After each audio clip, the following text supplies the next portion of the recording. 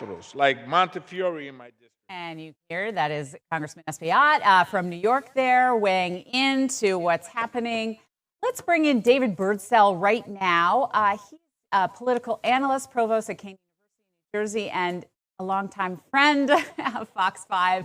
Thank you for joining us tonight, David. We so appreciate it. Let's walk people through who aren't quite too familiar with what's going on in Washington. The House has been out for a number of weeks now.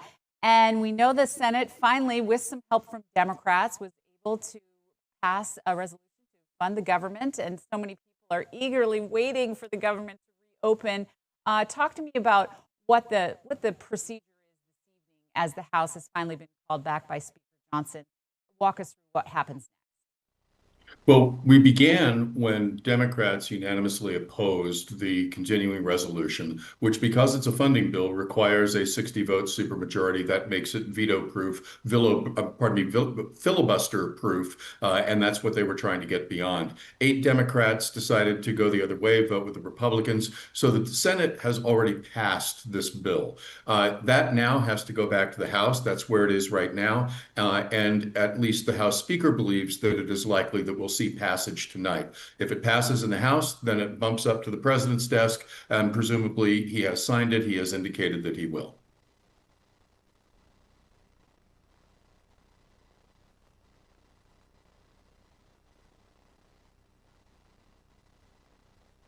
Well, extending the so-called Obamacare subsidies, right, onto this bill, and that was sort of what the holdup was. Do you want to outline that a little further? Well, that was the biggest issue. There were Democrats who also wanted to talk about protections for democracy, protections for the voting system, et cetera. But the principal message that came out of the minority party in this case is that they wanted restoration of the Obamacare subsidies. And this is important for 24 million Americans who rely on those subsidies to be able to purchase health care on the Obamacare exchanges, the Affordable Care Act exchanges. Many people are going to see their premiums skyrocket. And we're not talking about $40, $50, $60 a month. We're talking about doubling. It depends on the state and how much the state has helped out. In a state like West Virginia, they're going up by 600%. That somebody who paid under $1,000 a month is going to be paying $6,000 a month. So remarkable hits on mainly middle-class families. We're talking about people who are not employed by large employers with their own health care plans. We're talking about realtors. We're talking about some car dealers, small business people. These are the folks who are being most impacted by this change. It goes into effect in January, but everybody got the estimates of their new bills on November 1st. And there's a great deal of angst that's, of course, been highlighted in this case by the Democrats' refusal to give the Republicans, until 2 days ago, the votes that they needed to get this CR across the line. So, David, a lot has been made about who is to blame for this shutdown. If you talk to Republicans, they say it's the Chuck Schumer shutdown. If you talk to Democrats, they say it's the Trump shutdown. If this government reopens tonight, as the president is hoping to even, sign a bill tonight if it gets to his desk, who's to blame? Well, I don't think it's a question necessarily of blame. A shutdown is a tactic used by the minority party. They don't have the majority. They can't force a vote on their own to get the majority party to go along with what they'd like to see. And the expectation is that the pain will be more significant for the majority party, and they'll eventually have to cave. Let's be clear, this has never worked. Never in the history of the Republic. Whether it's Republicans holding out for tax cuts, whether it's Democrats who are holding out for protection of dreamers, as they did in 2019, or in this case, for protection of people receiving healthcare subsidies, insurance purchase subsidies, it just doesn't work. But the question about political liability goes on for a longer period of time. So in this case, I think it's very clear that Democrats have quite successfully elevated this healthcare subsidy issue and Republican approaches to healthcare overall far beyond what it was on September 30th. So that's potentially a victory, at least for the midterm elections, although the current bill only funds the government through January 30th, and we could be right back here in a little less than 3 months' time. Yeah, that's all eyes on the midterms, right? Two years away, not even 2 years. What am I saying? Getting closer all the time. And that seems what the lawmakers' focus are. They want to hang this on the Trump administration, you're a Democrat, if you're a Republican, you're trying to pivot to other issues and lowering costs and waiting for any of Trump's policies to finally take effect and maybe lower the cost of healthcare premiums. Heard President Trump roll out Trump RX, and there's been a lot of criticism both ways. Okay, Republicans, what is your plan? I mean, do you expect healthcare to be a real issue in the It shouldn't have been, but it will be. And this is self-inflicted damage from the GOP. Remember, this is a party that has tried to repeal the Affordable Care Act 70 times in the US Congress. They've failed each one of those times, and conspicuously, they have not had an alternative plan to put into place. During the first Trump campaign in 2016, he promised that he would have a better solution than the ACA. That never materialized. When he was ending his term, he promised he would fix healthcare the last year. That never materialized. He promised that there would be a better approach in the 2024 campaign, and that has never materialized. And now we are back at this point where people are going to experience measurable, intense economic pain on January 1st going forward into the election, unless something happens. Majority Leader Thune has pledged that he will put this question up for a vote in the Senate in December. We'll see if that actually happens. It's actually not written into the compromise legislation. But Speaker Johnson has indicated, I don't think I'm going to bring it forward in the House, even if there's something that does pass in the Senate. So it is at least highly probable that by the time we come out, not 2 years, just we're 50 weeks out right now from the next election. And that's the midterms, and that would be a powerful argument. Let me just say one more thing here, Sharon, is that President Trump's support, those viewing his administration and his policy record favorably, when you ask the overall question, it breaks down when you go into individual policies. But overall, a very, very stable 42, 43% of the public has viewed the Trump presidency favorably since he came into office on January 20th. This episode has driven his numbers to 40 percentage points and below for the first time in his second presidency.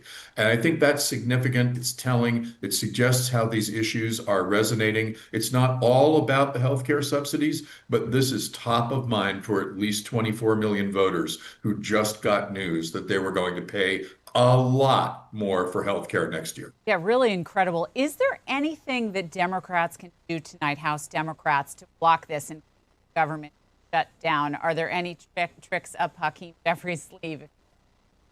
In a word, no. If the Republican caucus hangs together, there's really nothing the Democrats can do. And it really bears mention. There's a lot of internecine fighting in the Democratic Party today.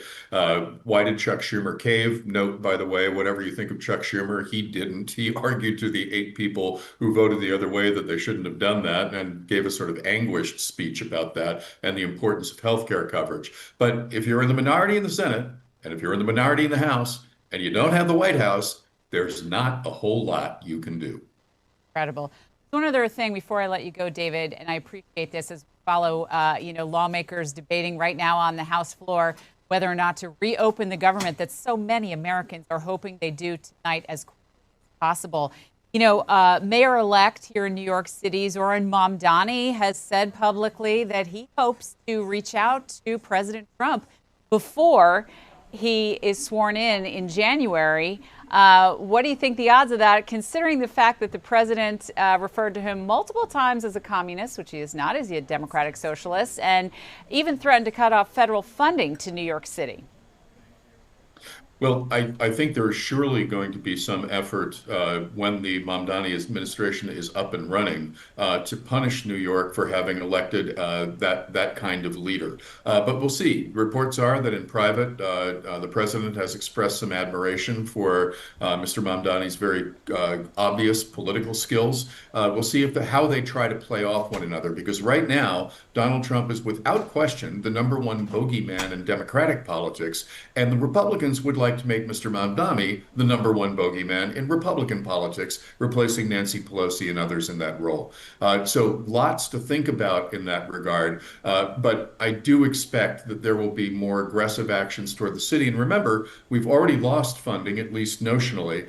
President withdrew funding for the Gateway Access Tunnel, for the 2nd Avenue subway, he'd like to yank all transportation benefits. All of these are bottled up in court right now. But there has already been, prior to the Mamdani win, a series of assaults on the financial and infrastructure base of New York. Whether that will continue or not, it remains to be seen, but it must look like a campaign theme for the president on behalf of Republicans going into 2026. Yeah, so many people watching that relationship very closely and see how it develops. We were just looking at a live picture, Brian, if you could bring that up again on the House floor. Is this a night where, before that final vote is taken on the House floor, we want to hear from every single lawmaker, especially Democratic lawmakers, want it on the record, their objection to what's happening tonight? Oh, absolutely.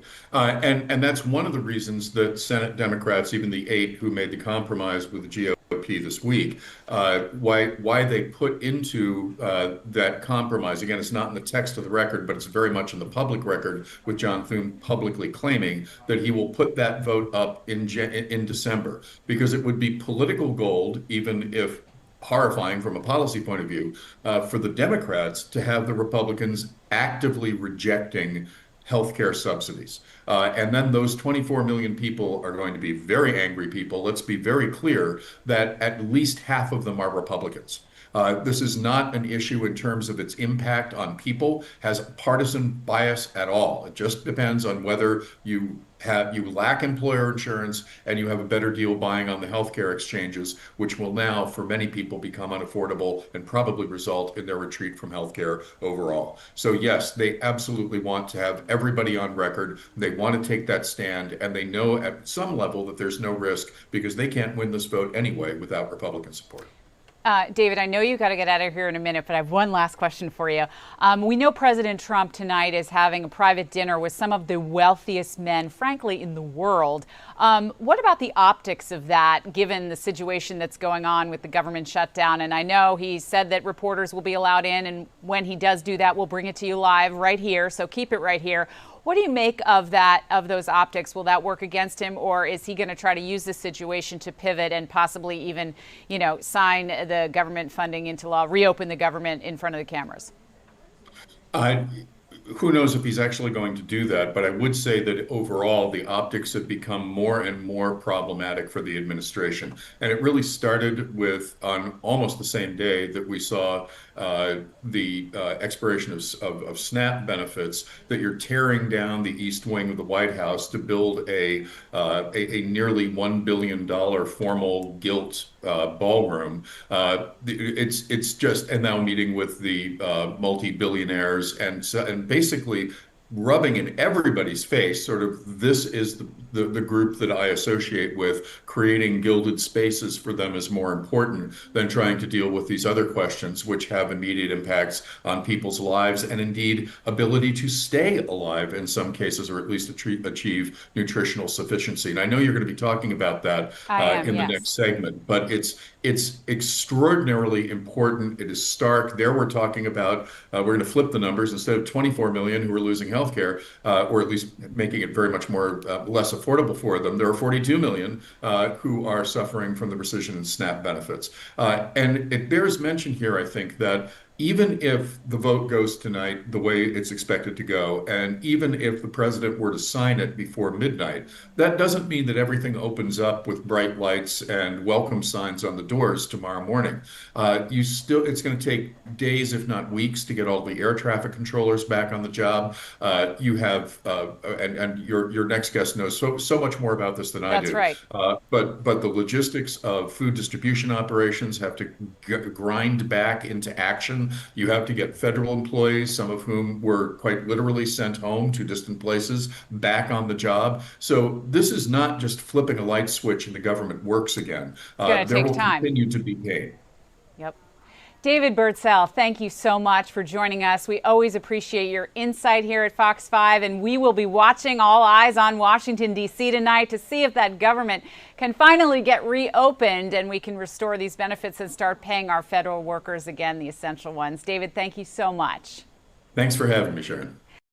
So before we get to our next guest, we're going to take a quick break. But right now, I'd like to show you just a little bit of inside baseball here, what we're doing here in the Fox 5 newsroom on the Upper East Side. Brian, my operator here, you can wave, Brian. And Mio over there, she can wave. She's queuing up our next guest here, who's going to talk to us about how important the SNAP benefits are. And again, you see all the screens in front of you. We are monitoring breaking news events. We are keeping our eyes on the White House. We're going to be right back in 2 minutes. Keep it right here.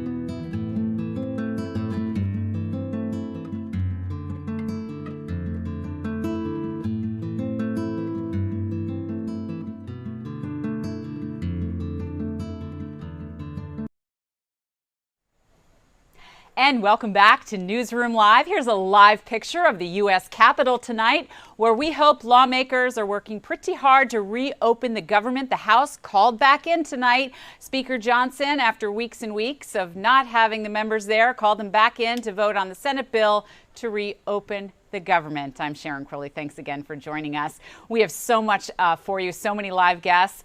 Brian is my operator here, and we had Mio and Jonah. Everyone has been helping us. Hello, we're giving you a behind the scenes look. Now, they told me I can turn around. Let me see. I'll wave. I don't know if you can see me. But anyway, you get the picture. All those screens that you're looking at are live events that are happening that we're going to be bringing to you throughout the streaming broadcast. We stream for you till 9 o'clock tonight, so I hope you stay right where you are.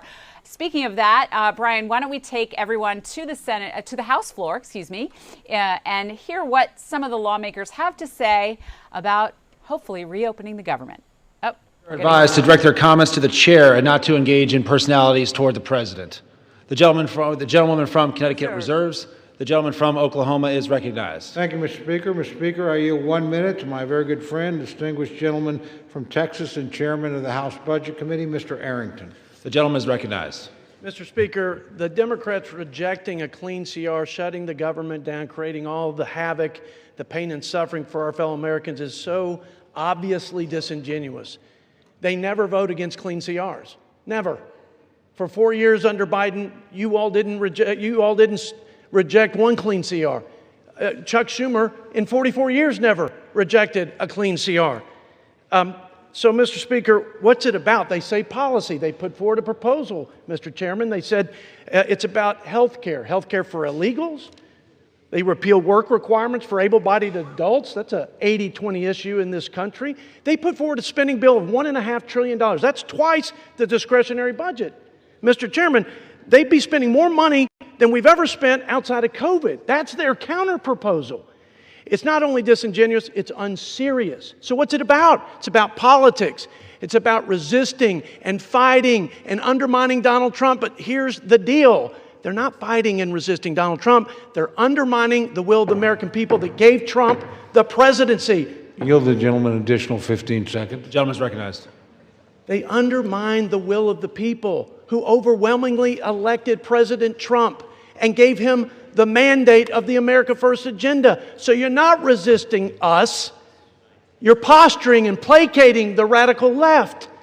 And you are holding back what the American people wanted, and that was a new direction for this country. I yield back.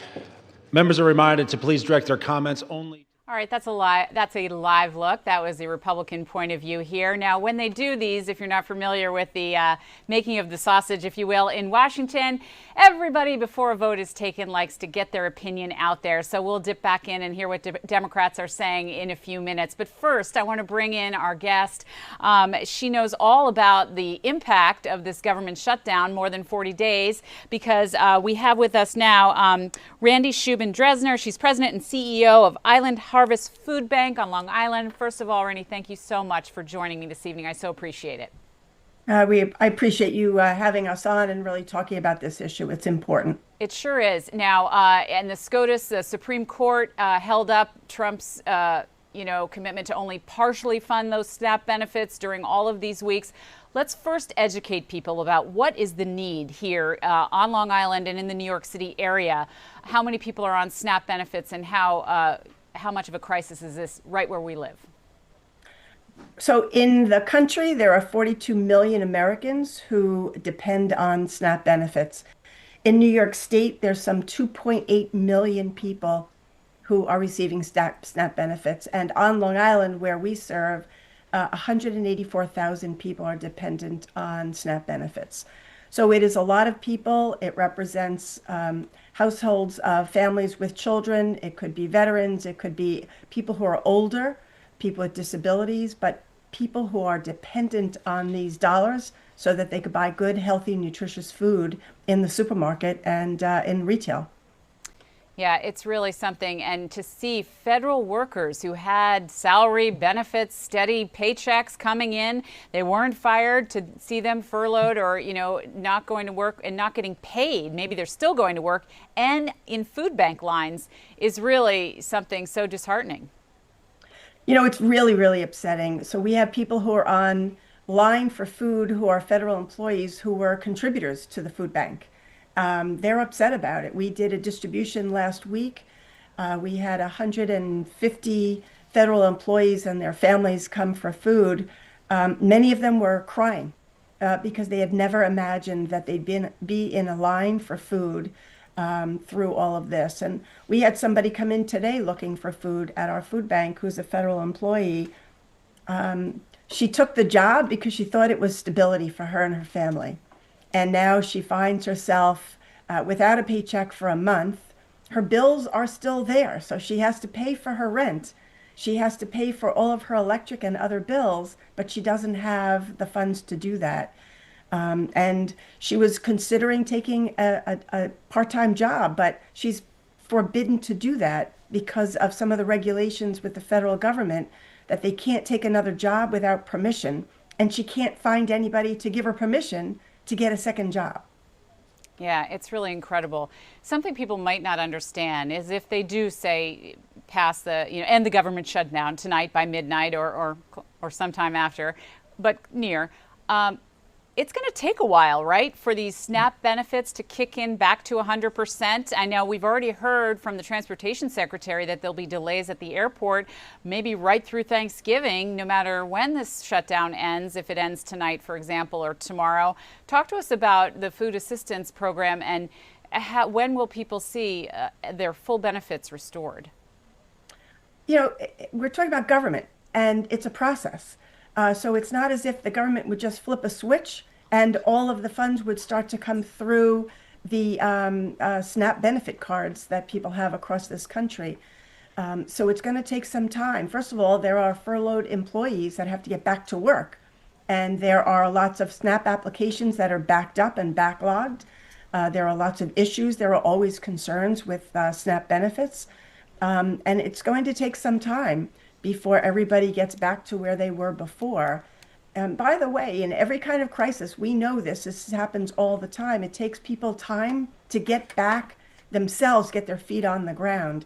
If you haven't paid rent, your electric bill, your phone bill in 4 weeks, it takes time to be able to get back to be able to pay 100% of your expenses. And there's a big cost to the community, to the economy. So here on Long Island, with 184,000 people that receive SNAP benefits, that brings $47 million in dollars spent in the economy in a month. And so this month, we have lost that kind of money in the economy. We've heard from supermarkets who have said that they may have to lay off employees because they don't have enough people buying food in the supermarket. So there's a ripple effect here that's impacting a lot of businesses and a lot of people. And I wanted to ask you about your reserves, since we saw for the first time, maybe homeless people were relying on the food banks, and now you have a whole new population of people in line with them. Does that mean you need, as we head into the holiday season, more donations to all of the food banks here in our area and around the country? Absolutely. I appreciate that you recognize that. Look, we, Island Harvest, already lost $4 million a few months ago from federal funding. And that was money that we were going to be spending on purchasing food, particularly from local farmers here on Long Island and across New York State. That would have fortified us for this kind of a shutdown. And so we can't backfill a lot of the programs that people are coming to us looking for food from, because we don't have the extra food in our warehouses and on our racks. And most of our food bank partners are in the same boat. You can't food bank your way out of a SNAP cutback. You can't food bank your way out of that. If you think about Long Island alone, $47 million in SNAP benefits, we couldn't possibly raise that money in a month's period of time to make up for it, to buy all the food that needs to be purchased and sent out into the community. What we've done is some analyses of where the highest communities that have SNAP usage are, and we've tried to use the additional funding we've received to fortify those food pantries that are in that community so that they could be prepared for more people coming in looking for food. But again, I have to just keep saying this, you can't food bank your way out of a crisis like this. And it seems that the nonprofit sector is always expected to be the ones to pick up the pieces, even though we don't have the resources to do that. If you cut back our funding, and then you send more people to our doors for food, how are we supposed to do that? So we have more people who are on SNAP looking for food, and all of those federal employees that are really struggling. Randy, thank you so much for your insight. And if people want to donate, they can go to islandharvest.org, right? And maybe help you get through the holiday season, right? We've set up an emergency fund to help us to get through this period of time so we can help our neighbors who are struggling and very vulnerable. Thank you. Listen, we so appreciate it. Thank you so much. And keep it right here. We're going to take a short break. And when we come back, we're going to give you today's headlines. And it's all about the next generation of Kennedy and why he wants to be a lawmaker right here in New York. We're going to have that story and so much more. And Liv Johnson is here, the lovely Liv, with a forecast, a very chilly forecast we're facing here in New York City. We'll be right back after a quick break. I'm Sharon Crowley. Thanks for joining us.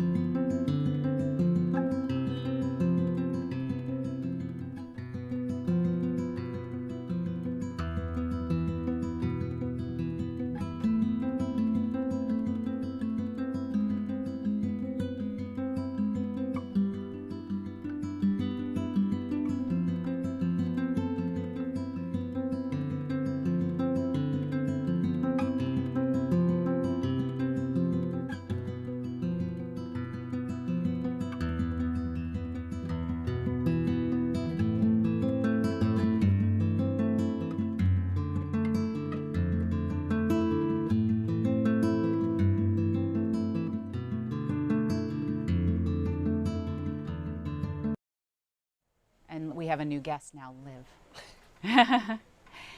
All right, welcome back to Newsroom Live. There's a live picture of New York City. It's a chilly night out here, and I mentioned that because I have the lovely Liv Johnson joining me now. Liv, we can wave, and we can also turn around and wave. Hey! Yes, yes. And see, all these monitors, Liv, are all that's happening. We have weather stories. We have breaking news out of Washington. We hope they reopen the government. All kinds of things are happening, and Brian helps us and takes us right to where it's happening, and then, we just see what happens. So tell us about the weather. Okay, chilly. Yeah, we noticed that. It's a little bit cool out there, but we are getting a little warmer the next couple of days. Really, it's not that much of a difference. Today we got to 49, tomorrow we get to 52. Okay. So it's something, but it's not, a huge difference. It was windy today. It'll be windy tomorrow. I know. I always worry about the power outages and the trees down because maybe not right here in Manhattan, although Queens, sometimes in the outer suburbs really gets into trouble. It shouldn't be that bad. I feel like usually that happens when we're expecting those gusts that are like 40 to 45 miles per hour. But tomorrow, 20 to 25, maybe a peak wind gust at 30, which was pretty much the same conditions as today. Yeah. And then, like I said, Friday is also breezy. But we'll be dry for the next couple of days. All right, and you've got the forecast, right? The 7-day, yes. All right, there we are. Go. Okay, so 52 for us tomorrow. There is a very small chance of a little bit of a sprinkle if you're further north, like maybe even the Hudson Valley, Connecticut, but it's really a small chance, and if there is anything, it's not even measurable. Friday, breezy, sunny. Saturday, 49. Most of your day will be fine, but then for those like evening plans, that's when showers will start. Okay, not good for the hair. I know. Not good for the hair. Not good for the hair, and right. I don't know, if you're going to dinner or a show or whatever. Unfortunately, that's kind of when it hits, is at night. Then Sunday, we'll have that rain lingering through the morning, but then it'll clear up and we'll get 60 degrees, which is nice. Back down to 50 for Monday, but still no rain. Let's talk about that. And the drought conditions sort of continue, right? Or yeah, it's not too bad. It's nothing like last fall. But yeah, a lot of New Jersey, really the tri-state area, is still in a drought, but it's not like that severe level. It's pretty moderate, just dry overall. All right, that sounds good. Yeah. All right, Liv Johnson, thank you so much for joining us. And we hope we might see Liv again. She has to have a dinner break, I noticed I could see her meal over there in a bag. That's how she stays so thin, She eats Chipotle every night, right? They're going to be calling you. They're going to be calling you. Be our new spokeswoman for Chipotle. Listen, Liv, thank you so much. Thank you, so Sharon. Appreciate it. The weather, always an important headline, and we do have some other headlines we're going to get to now. The grandson of the late President John F. Kennedy is now running for office. The New York congressional seat that Jack Schlossberg, Kennedy Schlossberg, I should say, is looking to fill is Jerry Nadler's seat. Right here in Manhattan, it covers the Upper East Side, the Upper West Side, Midtown. He says he grew up here. Let's listen to his announcement. Our reporter Antoine Lewis covered it earlier today.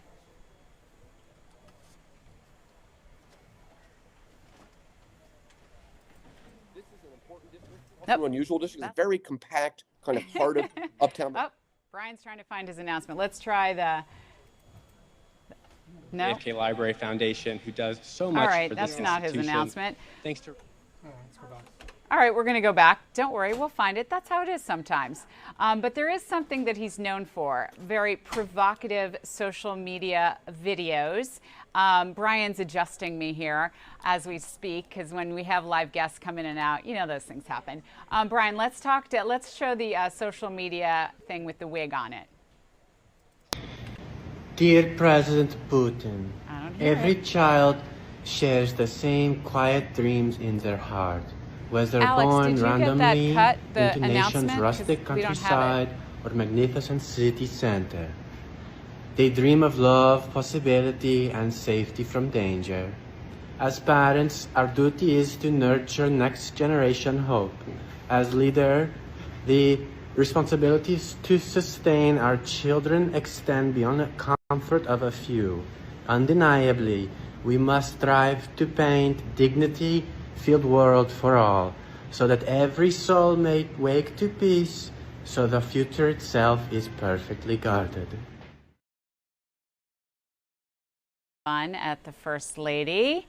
Yes, provocative social media seems to be popular among a lot of up-and-coming candidates these days, including our mayor-elect Mom Donnie. So we'll see how far his name recognition carries him. We do have a political analyst that Antoine interviewed. Let's hear what he had to say about this candidacy. This is an important district. It's also an unusual district. It's a very compact, kind of heart of uptown Manhattan, Upper West Side, Upper East Side Manhattan. And to win those voters, you've got to make a real argument about substance, about experience, about what you're going to do when you get to Washington. And being a young guy with a famous name, I'm not sure that gets you over the hump. I don't know. Kennedy is a pretty famous name. I'm feeling like, there's a lot of New Yorkers with, deep feelings about the Kennedy family, and of course Jackie Onassis, and she was a resident here for much of her adult life. So, we'll have to see, as well as her relatives.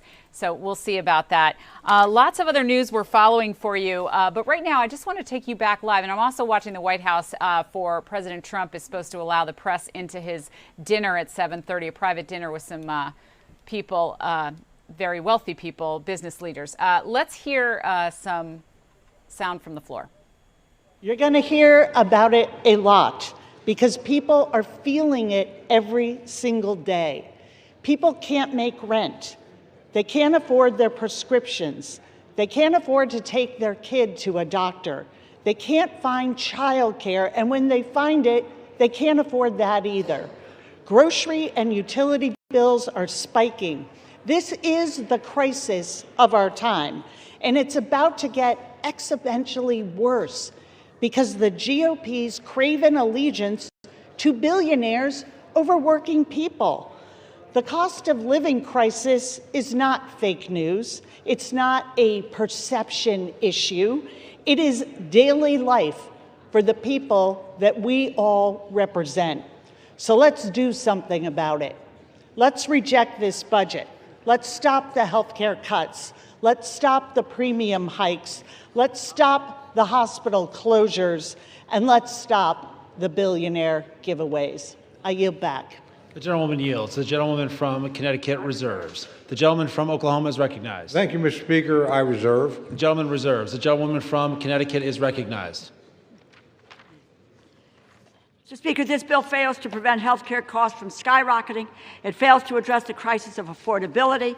It fails to keep our promise to veterans. It provides $1 million jackpot to 8 senators. It fails to protect Congress's power of the purse. I encourage my colleagues to vote no, and I have the honor of yielding 1 minute to the gentleman from New York, our distinguished Democratic leader, Mr. Hakeem Jeffries. The gentleman is recognized. Thank you, Mr. Speaker, and I thank the distinguished gentlelady, the top Democrat on the House Appropriations Committee, for yielding and for her steadfast leadership on behalf of working families, hard-working American taxpayers in the great state of Connecticut and all across America. Mr. Speaker, I rise today in strong opposition to this woefully inadequate spending bill that fails to decisively address the Republican health care crisis and fails to extend the Affordable Care Act tax credits for tens of millions of Americans. Mr. Speaker, before I say anything further, let me say to our men and women in uniform, to our active duty troops, to our hardworking federal employees, to our civil servants, to our TSA agents, to our Capitol Police, to our staff here in the House of Representatives, to our air traffic controllers, thank you for your service. Thank you for your sacrifice. Thank you for the work that you do on behalf of the American people each and every day. And it's our promise to all of you that we will continue to work hard to make sure that you are treated with the dignity and respect that you deserve. In a year in which the Trump administration has gone after hardworking federal employees relentlessly, including firing more than 200,000 federal employees prior to the start of the Trump Republican shutdown. Republicans control the House, the Senate, and the presidency. Donald Trump and Republicans made the decision to shut the government down, the longest shutdown in American history. Would rather do that than provide health care that's affordable to working class Americans, middle class Americans, and hardworking American taxpayers. All across the country, I'm certain that there are people in America asking the question, where do we go from here? House Democrats have a simple answer. We will continue to fight to lower the high cost of living. House Democrats will continue to fight to address the health care crisis that Republicans have created. And House Democrats will continue to fight to extend the Affordable Care Act tax credits for tens of millions of Americans. This fight is not over. We're just getting started. We'll fight today. We'll fight tomorrow. We'll fight this week. We'll fight next week. We'll fight this month. We'll fight next month. We'll fight until we win this battle for the American people. That's our commitment as House Democrats. And there's only two ways that this fight will end. Only two ways, Mr. Speaker, that this fight will end. Either Republicans finally decide to extend the Affordable Care Act tax credits this year, or the American people will throw Republicans out of their jobs next year and end the speakership of Donald J. Trump once and for all. That's how this fight ends. Mr. Speaker, during this painful Trump-Republican shutdown, what we've seen is two different philosophies in terms of how to govern for the American people. The Democratic Party philosophy is clear. We are ready, willing, and able to find bipartisan common ground anytime, any place, to enact spending agreements that actually make life better for the American people. But in order to do that, we need to have partners on the other side of the aisle who are actually willing to find a bipartisan path forward. But what we've seen from Republicans from the very beginning of this presidency is a my way or the highway approach. That's been the Republican philosophy. Jam your extremism down the throats of the American people. That's what we've seen from day one of this presidency. That's the reason why the government has been shut down by Republicans and Donald Trump for the longest period of time in American history. What have we seen from Donald Trump and Republicans during this shutdown? A consistent unwillingness to actually find common ground in order to make life better for the American people. Donald Trump, during this shutdown, found the time to play golf week after week after week. Donald Trump found the time to pardon serial fraudsters like George Santos and Rudolph Giuliani. Donald Trump found the time to meet with the Chinese Communist Party. Donald Trump found the time to destroy the East Wing of the White House. Donald Trump found the time to extort $230 million from the Department of Justice so he could line his pockets. Donald Trump found the time to bail out Argentina with $40 billion. Donald Trump found the time to rip away SNAP benefits from 42 million Americans. Mr. Speaker, these extremists are not like us. They're not like us.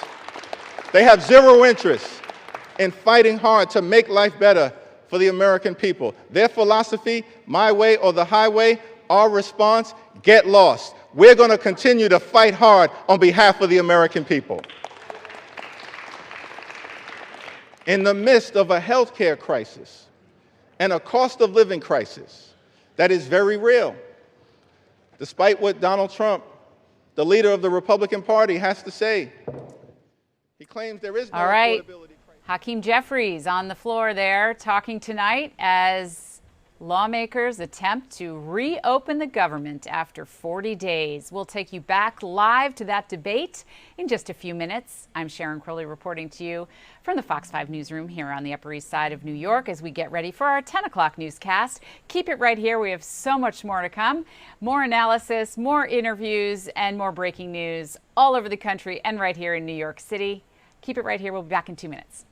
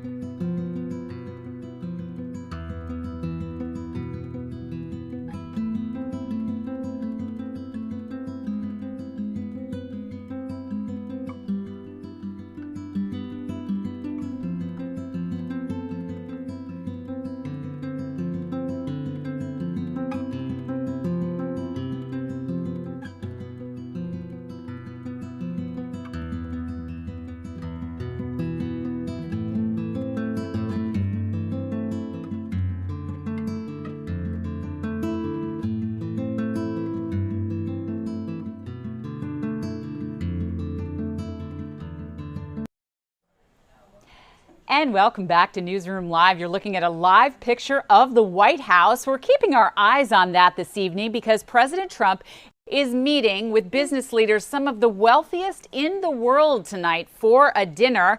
And according to his White House press secretary, Caroline Leavitt, he says that he is going to open it up to reporters after the dinner, so we may yet hear from him tonight. She said the president would be eager to sign the bill so that the government could reopen maybe as early as before midnight tonight. But we have been monitoring, and you have too, the debate on the floor, and every lawmaker in the House getting their turn at the podium to express either their outrage and disgust with the continuing resolution or their support for it. And is, as you can imagine, divided right down party lines. And there, of course, Hakeem Jeffries back up at the microphone again.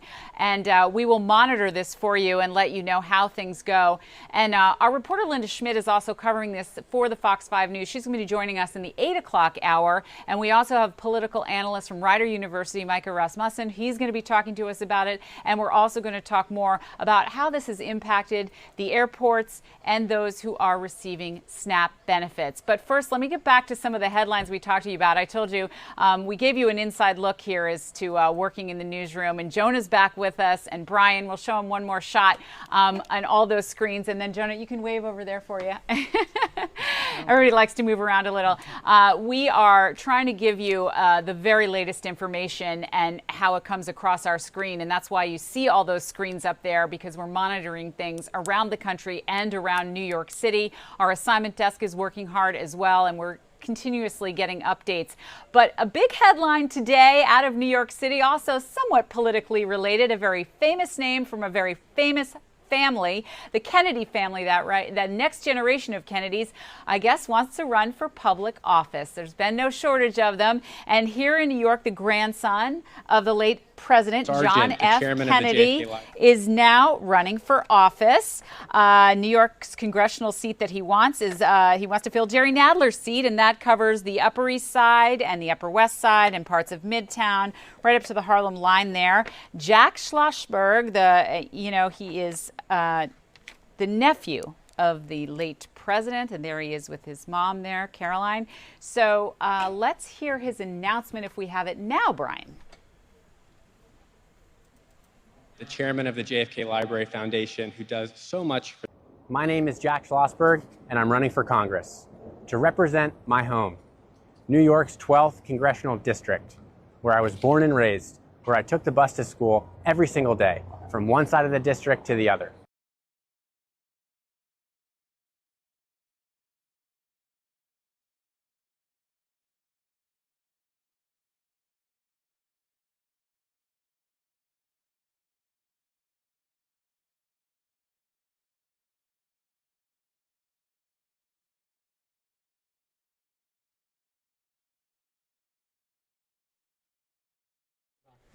That sounds great. Thank you. All right, you were looking at a live picture, and the reason we're showing you his announcement like this, so we didn't have it before, is because he's also very popular for posting somewhat provocative social media videos. And you could debate whether or not his famous last name or famous heritage there will get him any votes here in New York. There are a lot of political experts that say it wouldn't help at all, but I don't know. You know, there's a lot of New Yorkers that are... They really feel nostalgia for the Kennedy family. It's not just a New England thing. And one of those people might just be joining me now. Micah Rasmussen is a political analyst from Rider University, and he's just joined our live streaming newscast, broadcast, whatever you want to call it. Thank you so much. I so appreciate you popping in here, because this is such a crazy busy night. We're on pins and needles hoping the government reopens, right? I think we may finally be on to that. We'll see what happens. But I think, yeah, it looks like this is going to get the votes that it needs in the House. It'll be very, very slim margins because there's been at least one Republican defection. But they should have room for that much wiggle room to get the votes that they need to be able to pass the Senate version of what they just and get it to the president's desk.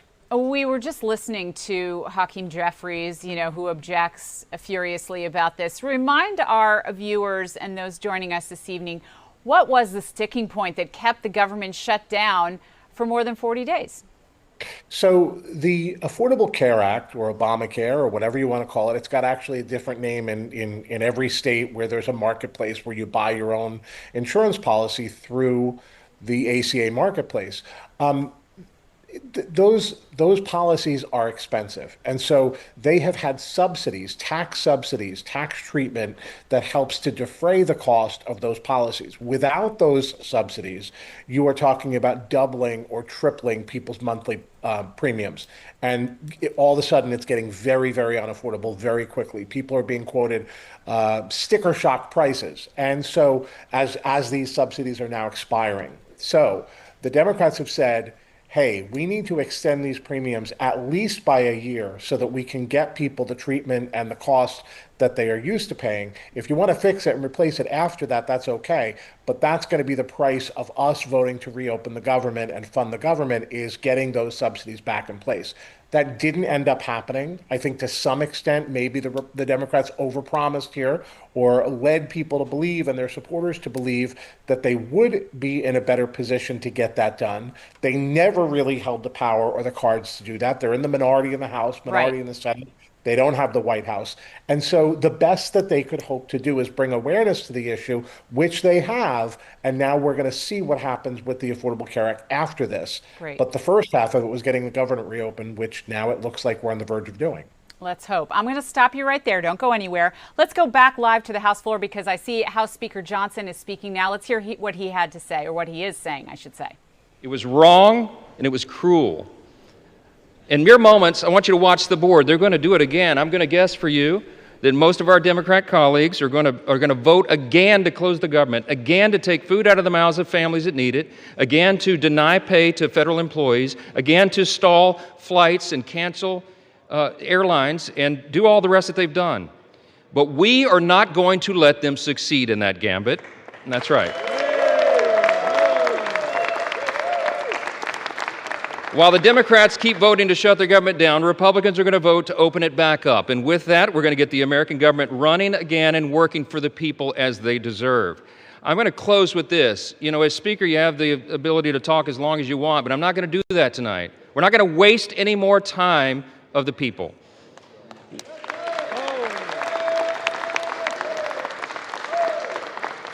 I'm just going to say this. I think that everybody needs to remember this one simple thing.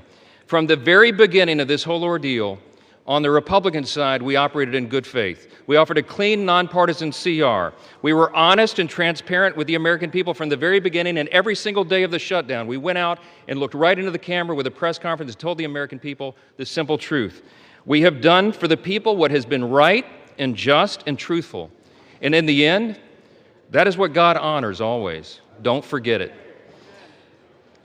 We need to get this government open as soon as possible, and I'm going to yield back the remainder of my time so we can do that. The American people demand it and deserve it. My friends, let's get this done. Thank you. I yield back.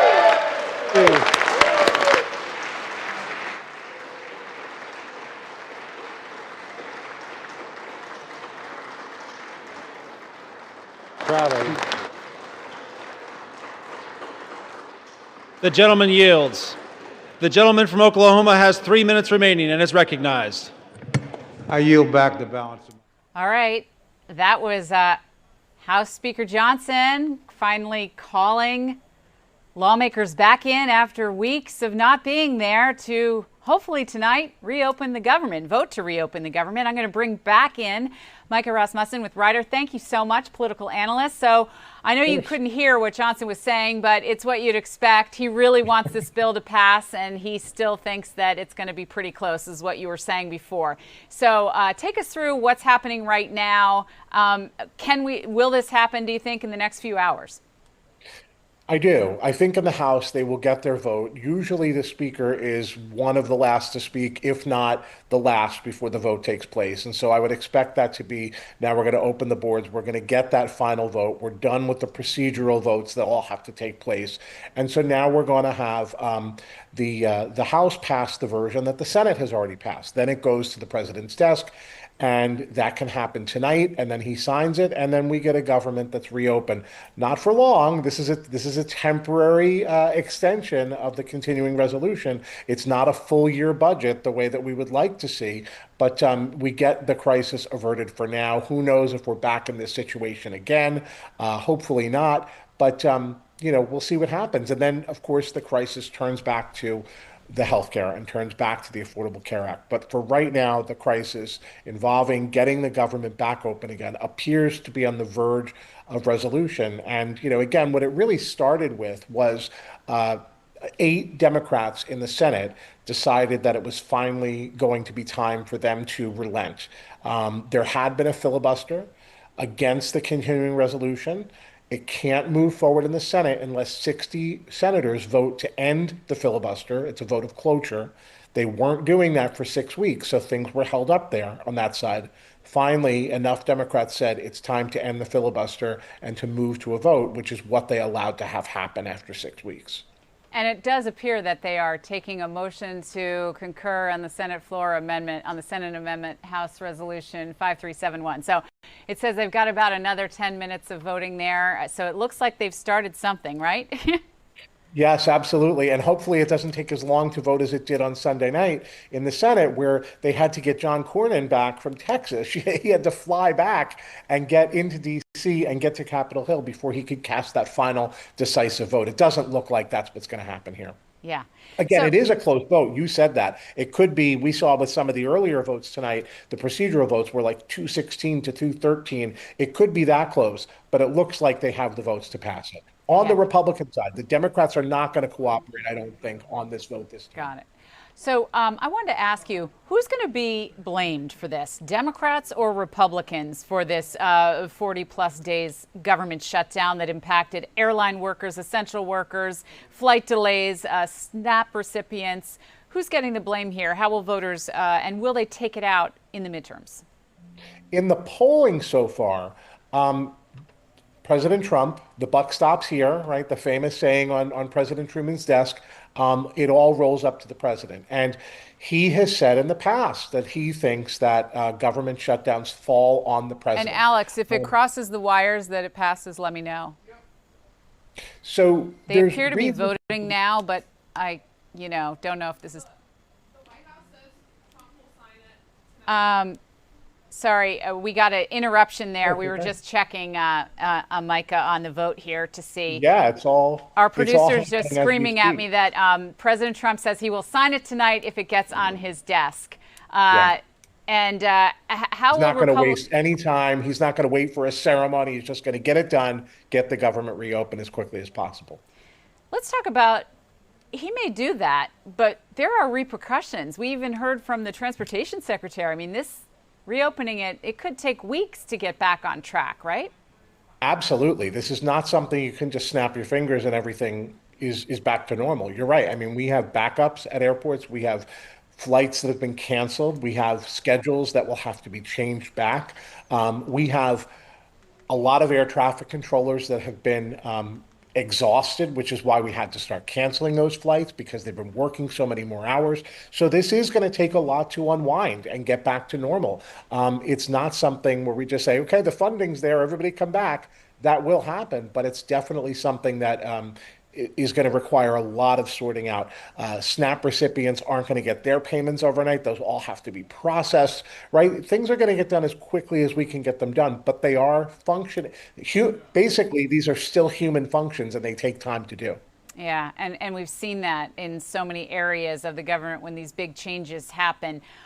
As we head into the midterms, I was trying to get at that point before, will there be retribution? Will the voters remember this? Or does it sort of depend what happens in the next 18 months or what have you? That's a really, the last thing you said is exactly it. There are so many political lifetimes between now and next year that it's really unlikely that we're going to think back to this moment and say, this was the key moment. It could happen. It could certainly happen.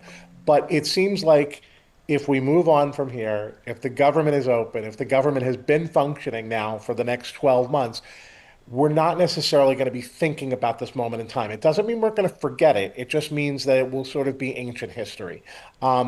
I think what happens next with the Affordable Care Act is also going to matter. I think there are a lot of things that are going to matter between now and then. What happens with tariffs, any number of things over the next year.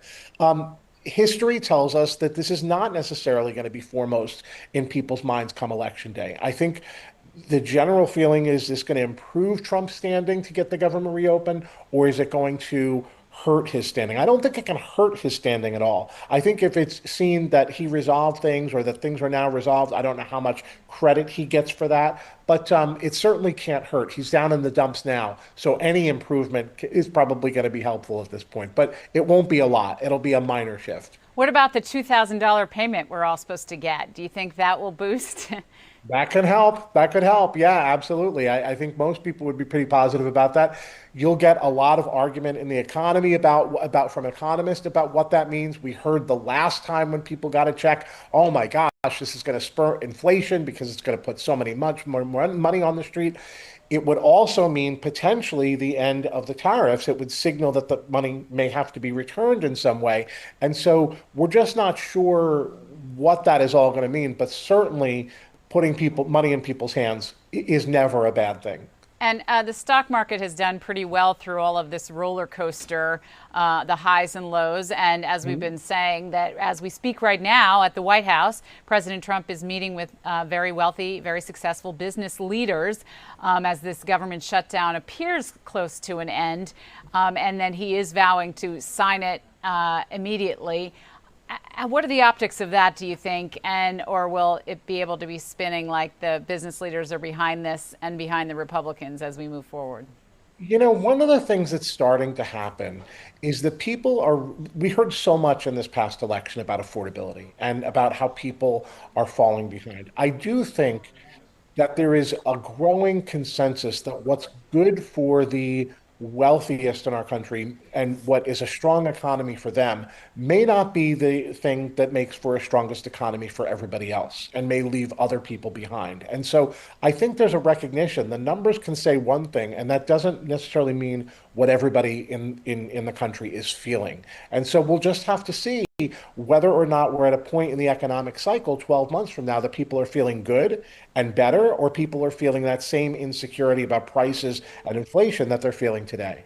I wanted to talk to you about health care because those health care subsidies at the heart of this issue, at the heart of the standoff between Democrats and Republicans, and those premiums going up if the Obamacare subsidies aren't continued. So it really seems like an issue that's not going away, and I haven't seen any evidence of either from the Democrats or from the Republicans of what their plan to fix it is. Have you? No, no, other than saying we need to extend the subsidies for another year. That's about as specific as I've seen. That's kicking the can down the road, though. That's right. It kicks the can down the road. Now, what I've also heard, and this is, again, let's be fair, what President Trump and the Republicans have started to say is, let's put the money in the hands of the people who are paying for the premiums. Let's put those subsidies in their hands instead of in the hands of the insurance companies. Now, there's a whole policy discussion we have to have about what that means.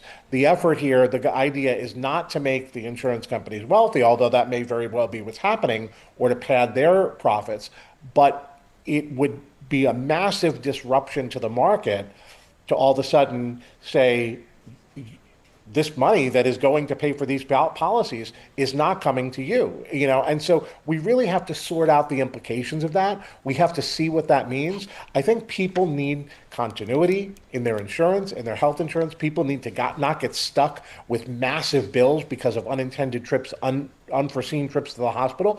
And so we really need to be very careful about how we approach this. We need to do it deliberately. It sounds like a goal here is to maybe say, put it in the hands of the policyholders. Now we have to figure out how do you do that? And those kinds of details, you're absolutely right, have been sorely lacking from both sides. I don't think we have a consensus. That's why some Republicans, like Van Drew in New Jersey, have said, you know what?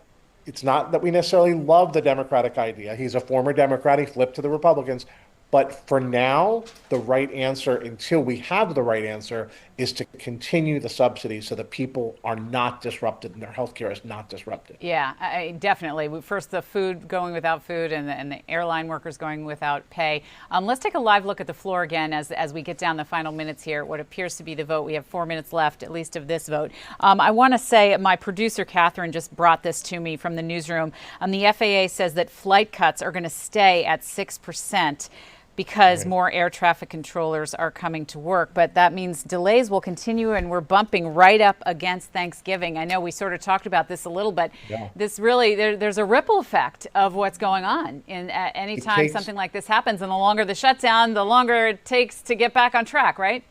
It takes time to unwind, and we don't have a lot of time. You're right. Thanksgiving begins the most heavily traveled season in the United States and around the world. And, you know, for us anyway, and travel internationally and domestic, people are trying to get home and to their families. And so it's definitely something that you have to hope we can get this done over the next 10 days. We've got a few days, but not much. We're really bearing down here. And that was, by the way, this was part of the pressure that led to the end of the shutdown to begin with, was people knew that it's one thing to shut down, you know, flights at the beginning of November. It's a different thing entirely to shut them down at the end of November. And so I think that's a lot of what had got through the election. Of course, that was part of it too. But, you know, getting closer to Thanksgiving, nobody wanted to see this continue.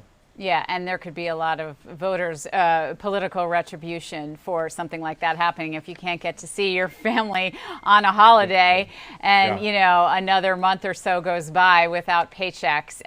You know, people are starting to say the lawmakers should have gone without their health benefits or their paychecks or their dinner or whatever. There's Some a lot of them did that voluntarily, but not everybody. They didn't have to. Yeah. So a lot of money is, of course, at stake. Those fourth quarter earnings. I mean, you know, 40 days of this shutdown has impacts in a lot of areas, including in finance. Do you think this will linger too? I think it's very likely that companies that do business with the government, contractors that do business with the government, are probably going to be affected. Are they going to be owed the money? Sure. Will we be able to cut those checks to them? Sure. But it may take time to sort out. And as you say, this could be after earnings are released. This could absolutely affect earning sheets. Presumably, if you're owed money and you know you're owed money and you get it just a little bit later than you expected to, presumably that can be accounted for. I am sure that can be accounted for. But it absolutely is going to impact and have a ripple effect on companies that do business with the government. Yeah, incredible. Well, don't go anywhere. We're going to bring you back in just a minute here. When we get the final vote, we will bring it to you live. For right now, I'm Sharon Crowley, live in the newsroom in New York City, monitoring things all over the country and in Washington, D.C. Keep it right here. We'll be back in 2 minutes.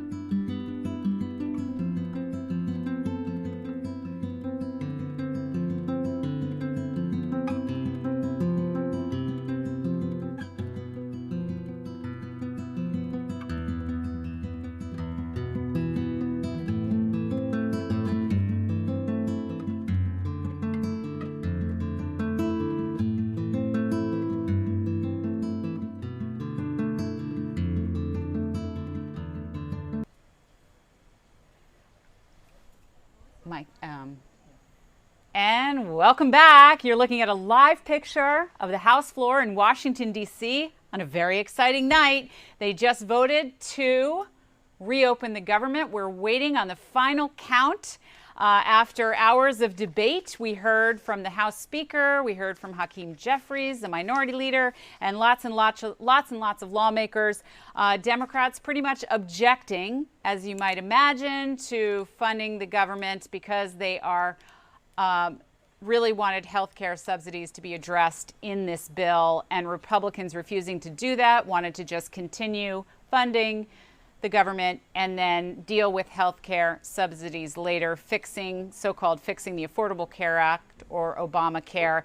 Republicans have said they would do it. They convinced Democrats to cross the aisle in the Senate to get this thing moving forward this week. A lot of political pressure on lawmakers of both parties.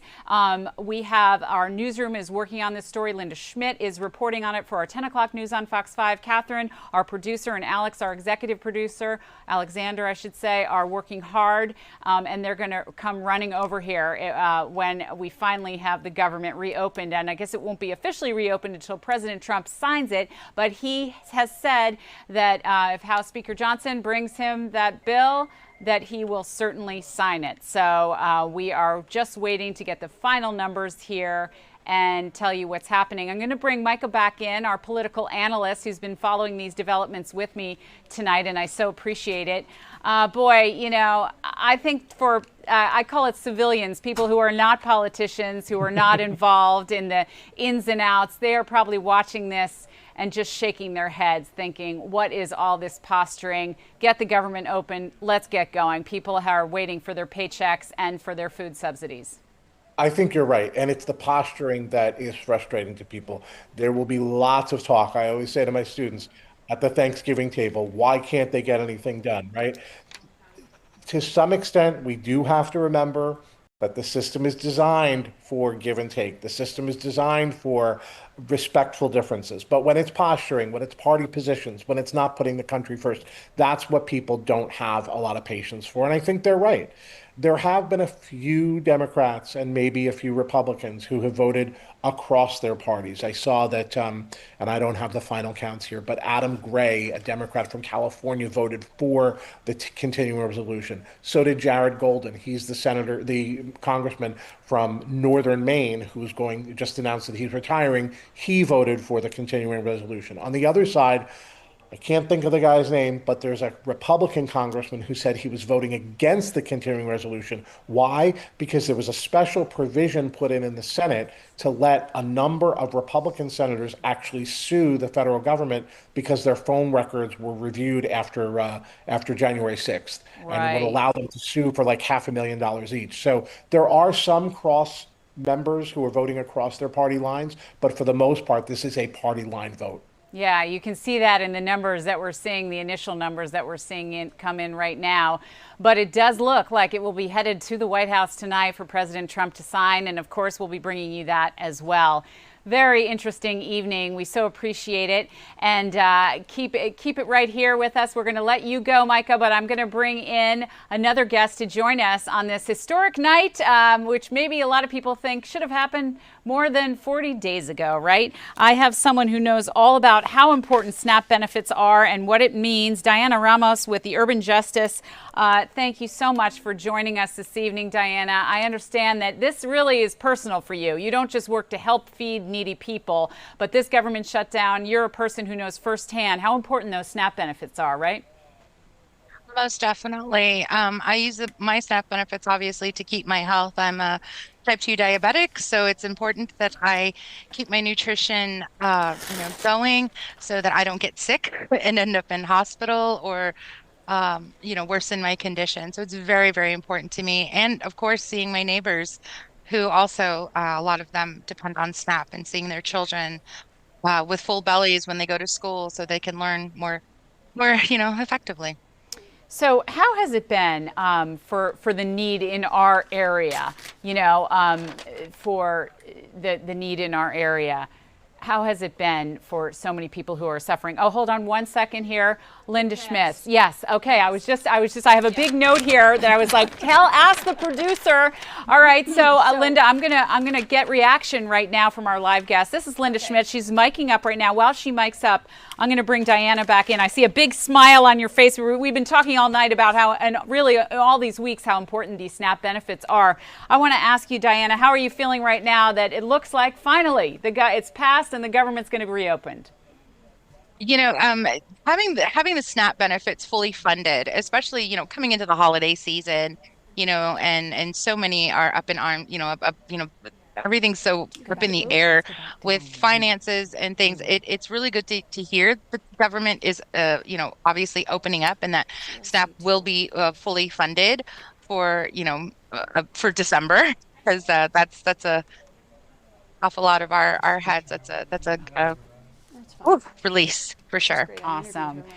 Stay right with us. I'm going to hold you there for a second, but right now I'm going to bring in Linda Schmidt. Hot off the presses, Linda, we were watching the vote actually and watching the clock go down. So tell us what you know, what's happening. Okay, well, the bottom line is the House has now passed the bill that was passed by the Senate on Monday night. So the bill is to reopen the government now that the House has passed it, and they did it with the help of at least 6 Democrats, 5 of whom moved over to the Democratic side. And there's a live picture for us. There's a live picture for us right now. And then after this all becomes official here, because there's a few other steps that will happen at this particular time, and then it's going to be presented to the president. The president has already said that he will sign this bill.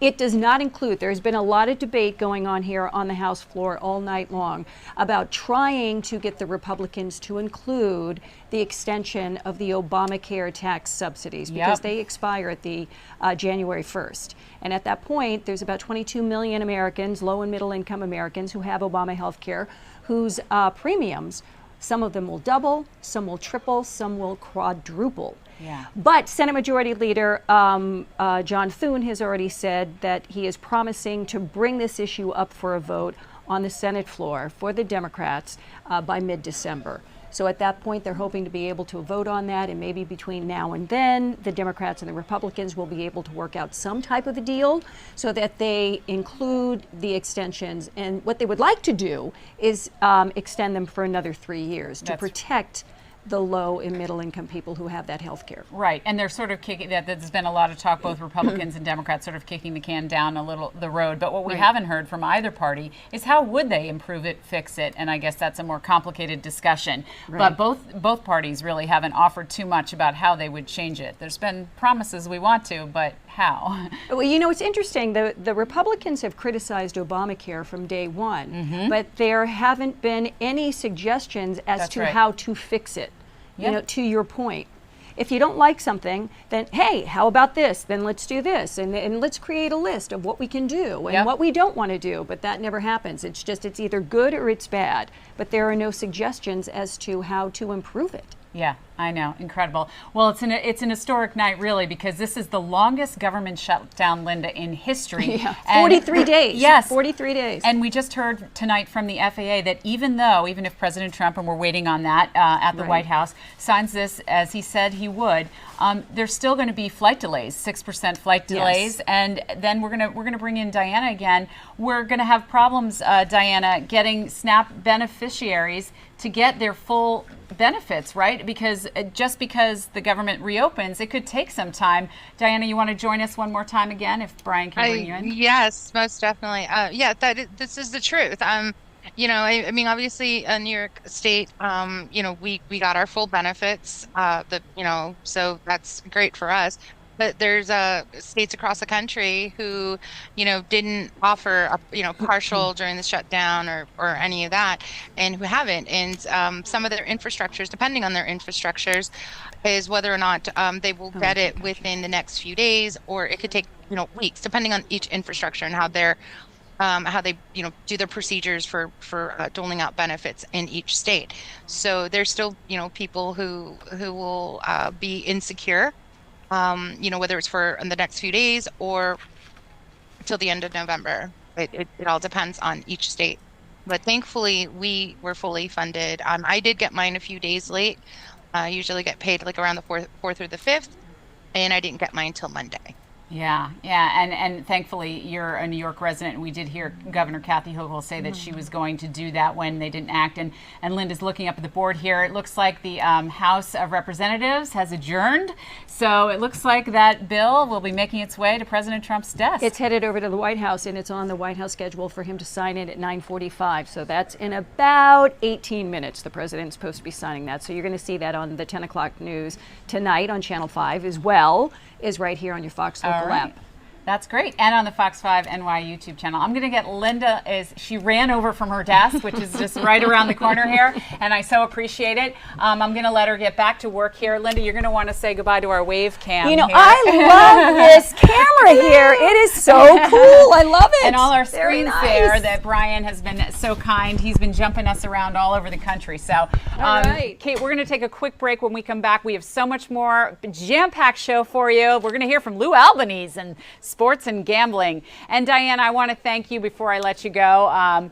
Thank you so much for your time this evening, and keep us posted, not just what's happening here in New York with the beneficiaries, but with SNAP recipients around the country. Let's see how fast they get those food subsidies back. Thank you so much, and I do hope they get them as quickly as possible, especially too. right before Thanksgiving. All right. Thank you so much. And we'll be right back in 2 minutes.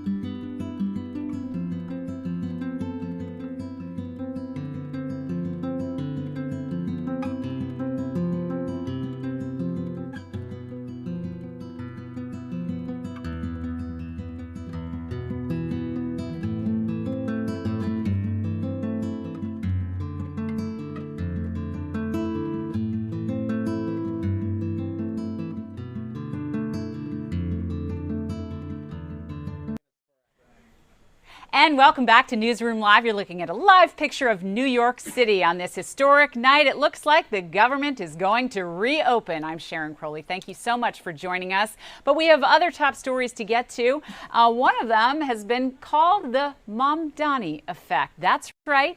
New York Mayor-elect Zoran Mamdani is a Democratic socialist, and his critics had feared that if he won, and he did, that somehow, some way, the wealthiest New Yorkers would move to the suburbs. And there's been a lot of reports on social media of packed open houses in Greenwich, Connecticut, and New Jersey and Long Island.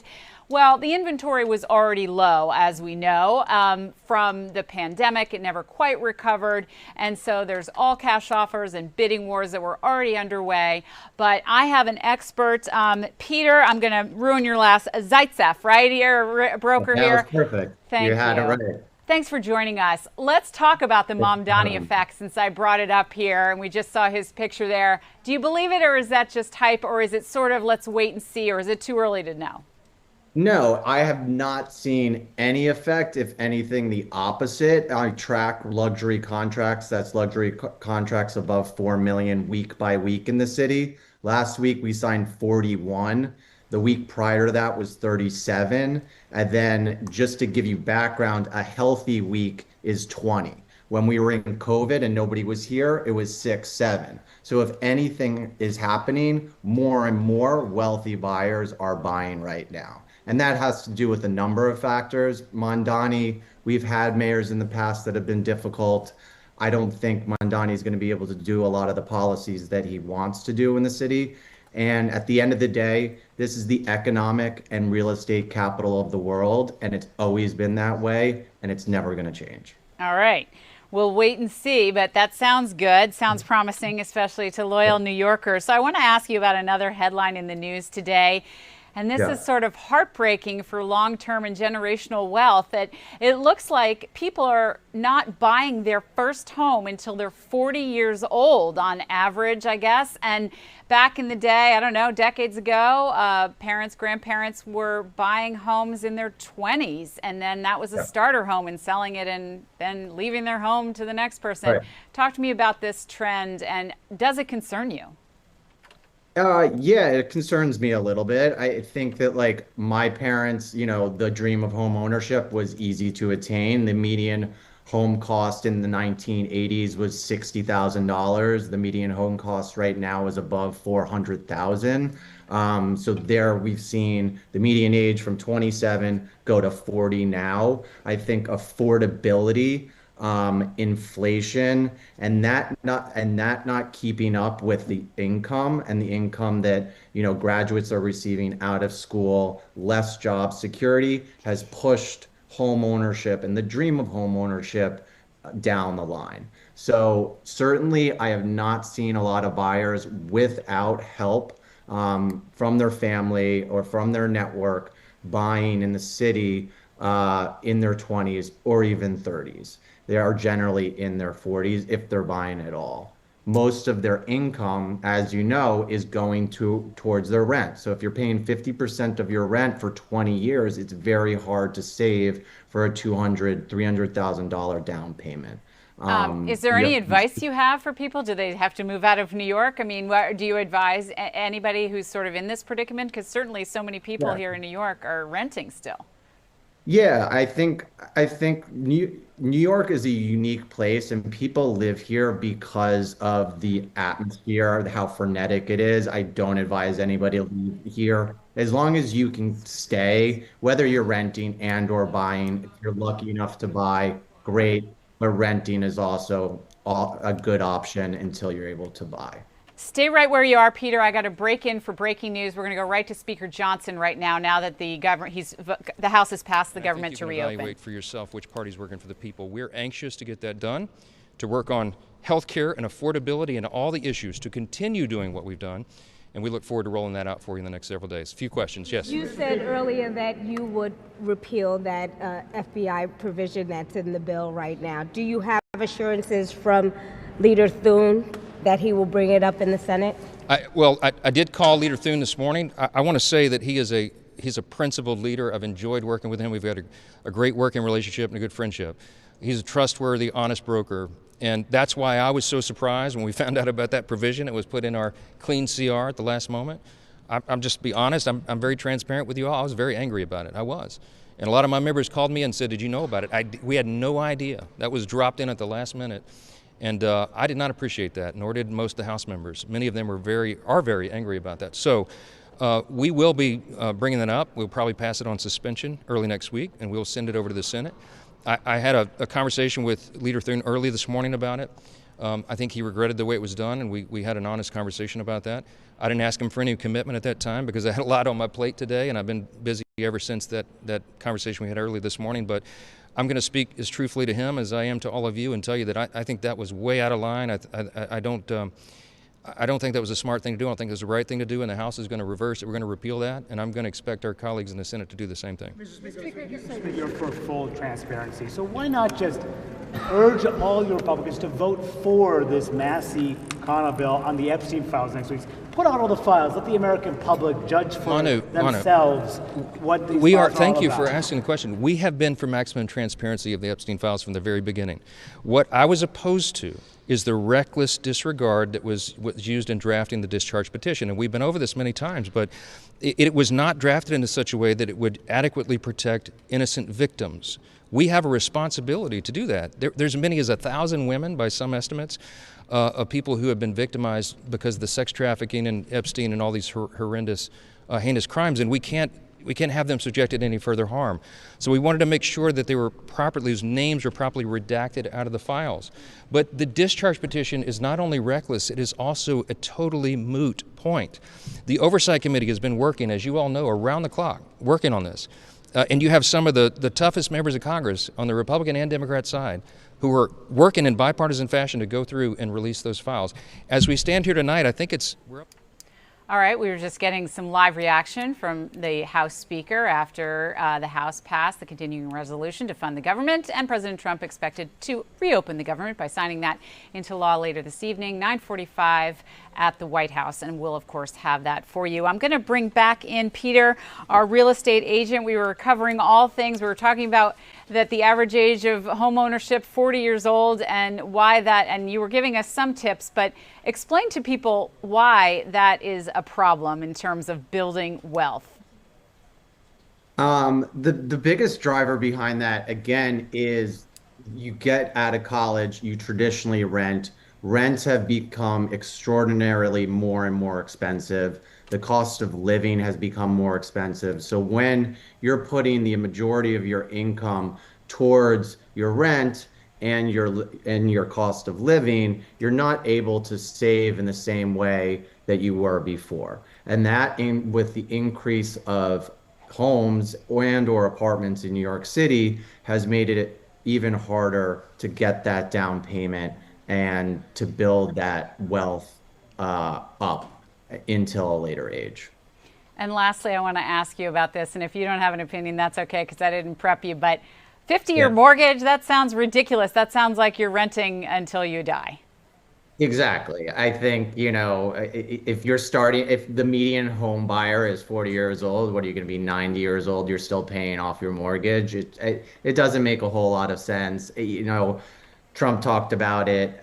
Maybe it helps, a fraction of people, but I just don't see it moving the needle in a meaningful way to help with the issues that we have around home ownership right now. All right.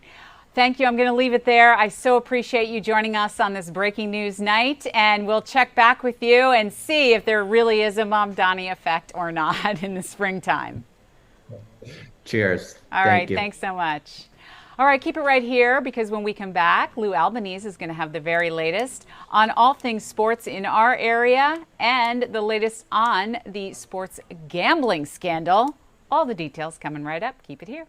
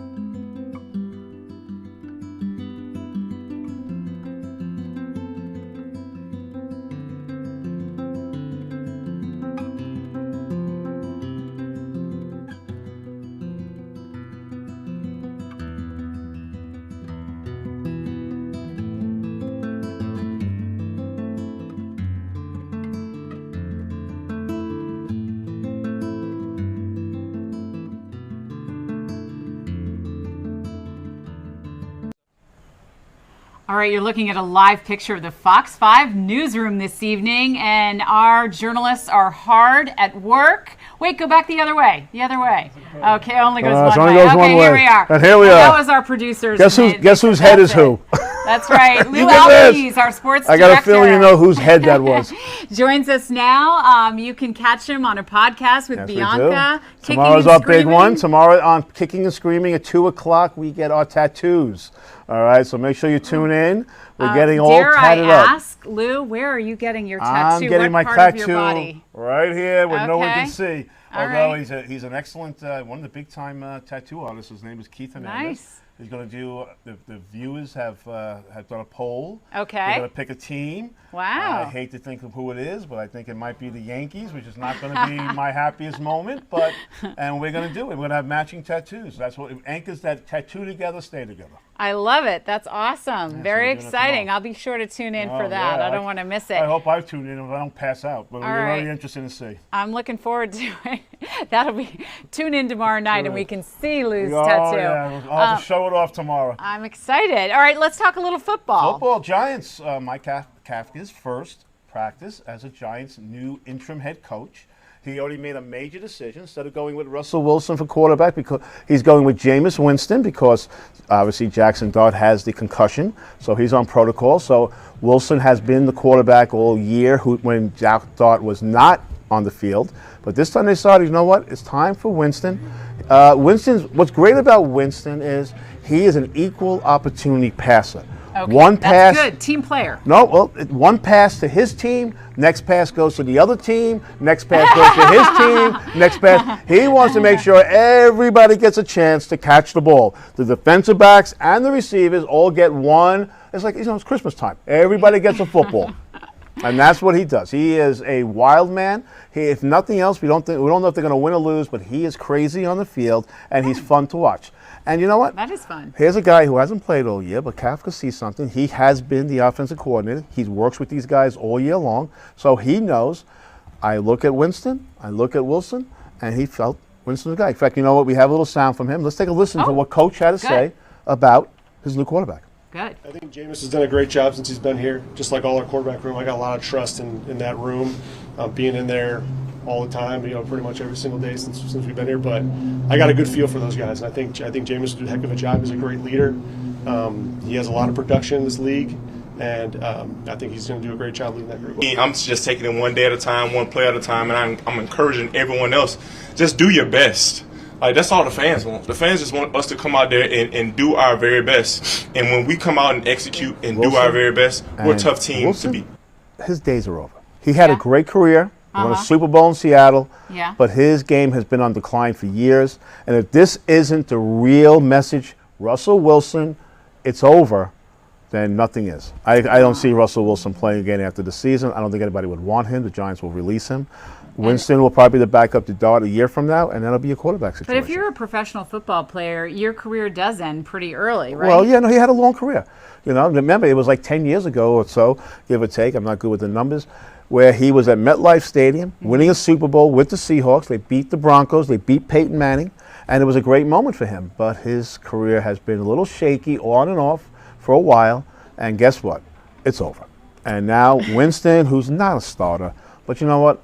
Giants have 2 wins. Doesn't really matter. So they're going to give him a shot. He's fun. Hopefully the fans won't turn on the Giants, and that's what this is all about. All right. Well, it just depends on what city you're in, how loyal the fans are. So we have another big headline coming out of the sports world. Not such a good one about gambling and arrests and crime being committed. It is allegedly. Yeah, everything's alleged. Yes. But having said that, even under the word alleged, just the stigma of sports betting and athletes is hurting these sports. We had the NBA problem we all know about. They had the arrests. And now we have it in Major League Baseball. 2 Cleveland Guardian pitchers, Emmanuel Clase, who, by the way, is a great reliever. And this man right here, Luis Ortiz, who was in court today down in Brooklyn. He pled not guilty to charges of conspiracy. Now, these guys are charged, and this is amazing to me. This guy is making $750,000 a year. He's got a career ahead of him. The other guy is making $20 million. They're taking, allegedly, the accusation is this, They got about $140,000 from gamblers down in Dominican, and they bet on it's prop bets. They're called prop bets. Yep. So you sit there on your phone, and now he's pitching. He tells them exactly what he's going to do. My first pitch is going to be in the dirt. So they sit there and they bet his first pitch when he comes in is going to be a ball. He throws it in the dirt. They win. These guys were winning hundreds of thousands of dollars on these bets. And why would you throw your career away? Instead of making the money he's making now, he's been put on leave, happened in July, so obviously this accusation is Major League Baseball new. He will, if he is convicted, there's a very, very good chance these guys are going to do time because they have to be made an example of. It's not going to be a slap on the wrist. You just can't do it. And you threw your whole career away. It makes sounds like no these are sense to me. pervasive problems since the onset of the sports betting, Yes. and it's so easy. You don't have to go to a casino or the track or any of that. Well, yeah, you open up your smartphone, right? And Major League Baseball's now taken steps with, I guess, FanDuel and all the people they partner with. I'm not sure exactly which ones, you know. And Yep. what they've done is they've made a rule. You can only bet maximum $20, $200 on, you know, $20 to $200 is how it goes. Somewhere between $200 on any prop bet. $200 is it. So you're not going to make $400, $500. And so the incentive is not there for that little amount of money. Right. So they have to do it. And it's important for these, whether it be FanDuel or DraftKings or any of these, or the casinos or whoever takes sports bets, you don't want guys, because they're going to lose money. If they're throwing things where, okay, I'm going to bet $4,000, $5,000, $10,000 on a pitch, knowing full well they're going to win, well, these guys lose. And these guys in gambling and these casinos and these DraftKings and all the rest are not in the business to lose money. Yep. And that's the problem. All right. So now they say, hey, $200 is the max, and that's it. Lou Albanese, always bringing it, keeping it real, and we are looking forward to seeing that tattoo tomorrow night. I can't wait to find out what sport. Do you think it'll be the Philadelphia Eagles? No, it will not be the Philadelphia Eagles. Unfortunately, I think it's going to be the New York Yankees, which What's is very wrong with the depressing Yankees? because I don't like them. Aw. I'm a Met fan. And then you're going to be wearing them forever. I'm going to be wearing them under a patch. All right. You won't be able to see Very it. good. Maybe you Okay. need the White House on your shoulder because yeah. we're waiting on President Trump listen. in the next hour. I'm sure there's a lot of people out there with Donald Trump tattoos. Probably I'm sure they're out so, there. probably so. Yeah, so the White House is big, so we'll see. All right, very good. Listen, I'm going to let Lou Albanese get back to what he's doing to get ready for our 10 o'clock news correct. on Fox 5 tonight. And we're going to take one last quick break and then wrap things up for you. And thank you so much for streaming with us, streaming with Sharon Unscripted. That's what we call it, it's right? really and good. Brian and it's Jonah. a fun show. Yes, She and does a are fun show. we'll do another 360. Can you do another 360? Let's do some wheelies. I want to do see. some I want to see a wheelies. flip. I want to see. Oh, a you flip turn over. around and wave to your audience there. wave- There wave you to- go. wave Oh, to my wait, there were family. 360. They just left Okay. us. My audience There's just flew away. Adeja. There's There we Catherine. go. Catherine, wave. There we Yay. And go. Look at this- Alexander. look at this He's crowd. waving. See, they're quiet, but they're smart and hardworking. And they're working hard for the 10 o'clock news. Yes, they let me do all the yelling, which is fun also. Oh, yeah. All right. Yelling's well, bad. listen. You never see me yell. That's for You sure. can stick around because I have more headlines to bring up to our viewers. I I'm would sure like they. that. I don't Let's want do you to it. go anywhere. All right, I'll stay. So we'll be back in 2 minutes. Keep it right here with Sharon and Lou.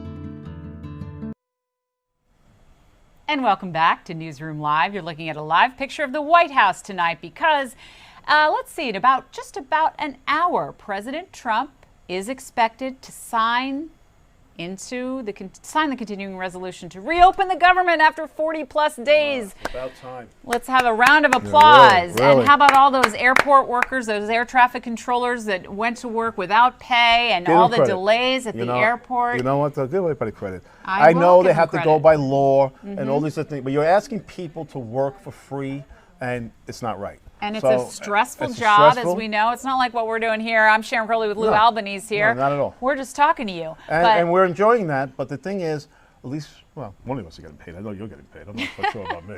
Every once in a while, they hold back and say, you weren't good enough. But no, but I mean, it's a stressful job, and I'm glad it's over because it should be over. I mean, these things, they have to figure out what they're going to do.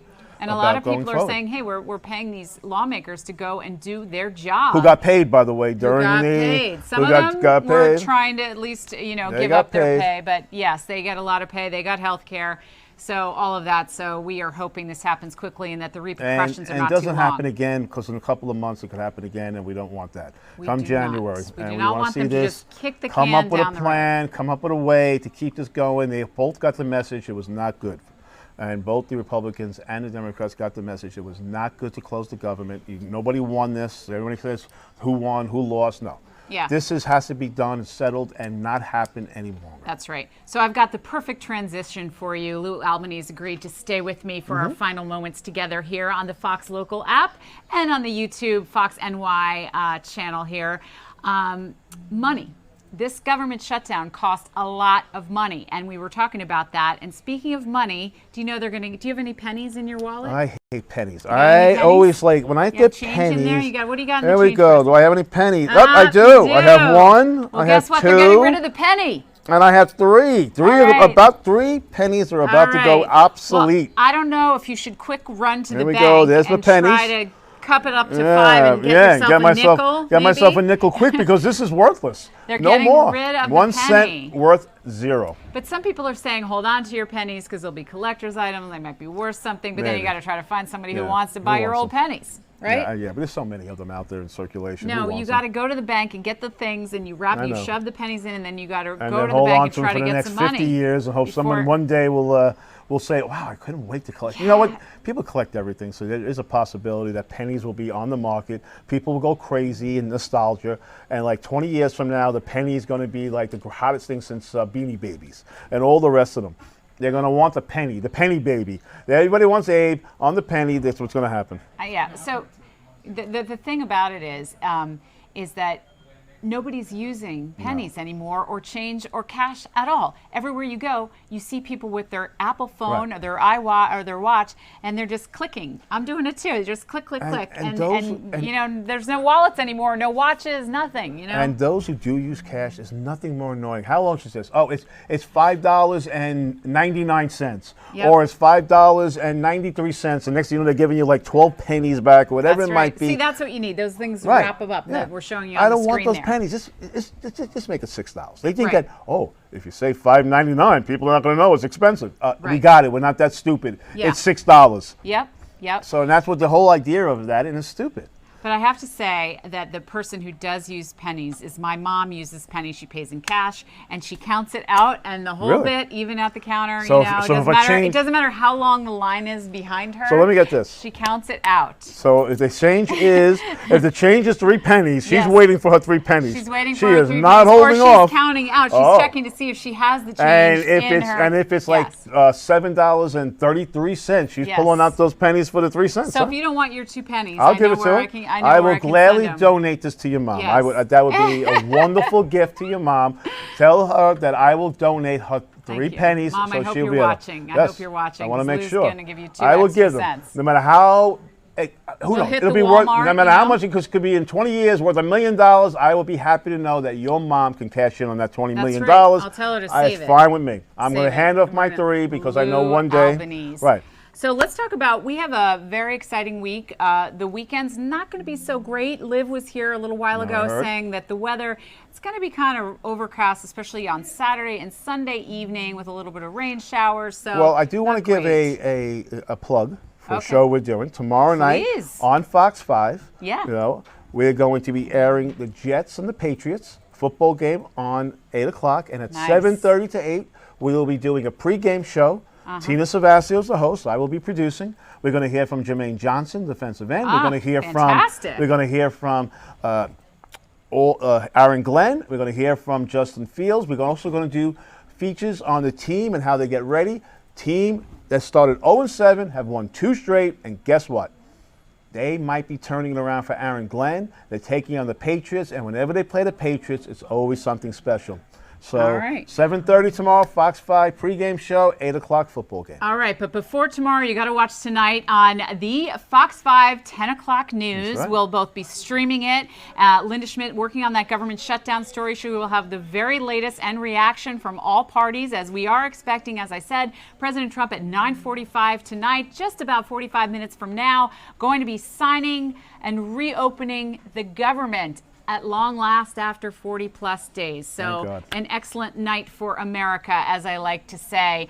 For now, though, I am Sharon Crowley, and this is Lou Albanese, our sports director extraordinaire, and this is Brian I'll see you tomorrow at 2 o'clock. I will be a new man. We are going to wave and show you all the screens. I will be a new man. We're watching. I will have an added tattoo, a new man. Well, we definitely have to see that tomorrow night. Yeah, I can't wait. That's good. All right, let's take one more live look at Washington, D.C. as we say goodnight.